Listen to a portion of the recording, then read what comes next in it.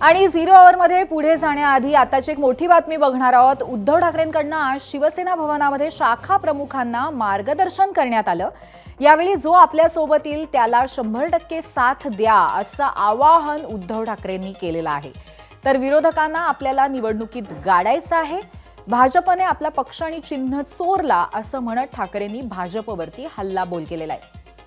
आपले प्रतिनिधी वेदांत नेब आपल्याला या संदर्भात अधिक माहिती देतील। वेदांत, ज्या प्रकारे आपण बघितलं की जिल्हा प्रमुखांसोबत आधी त्यांनी बैठक घेतली होती आणि त्यानंतर आज शाखा प्रमुख विभाग प्रमुखांसोबत उद्धव ठाकरेंनी बैठक घेतली आणि त्यामध्ये महत्त्वाचं म्हणजे जो आपल्या सोबत येईल त्याला 100% साथ द्या असं उद्धव ठाकरेंनी या बैठकीमध्ये म्हटलेलं आहे। त्यांचं म्हणणं आहे की मनसेसोबत आपली चर्चा सुरू आहे आणि जर ते सोबत आले तर त्यांना आपल्याला सोबत घेऊन एकमेकांना साथ द्यावी लागेल। शिवाय त्यांनी हेही सांगितलं की जे कोणी पक्ष सोडून गेले आणि परत आपल्या पक्षात येत असतील तर त्यांना उमेदवारी दिली जाणार नाही, ही सुद्धा भूमिका त्यांनी आजच्या बैठकीमध्ये शाखा प्रमुखांसमोर उद्धव ठाकरेंनी मांडली।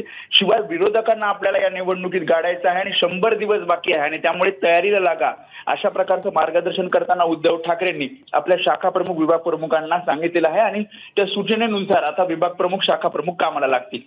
पूर्वी धन्यवाद वेदांत। या दरम्यान कालच देवेंद्र फडणवीस यांनी दोन्हीही ठाकरे बंधूंना लक्ष केलेलं होतं आणि ठाकरे ब्रँड या मुद्द्यावरनं त्यांनी हल्लाबोल केलेला होता।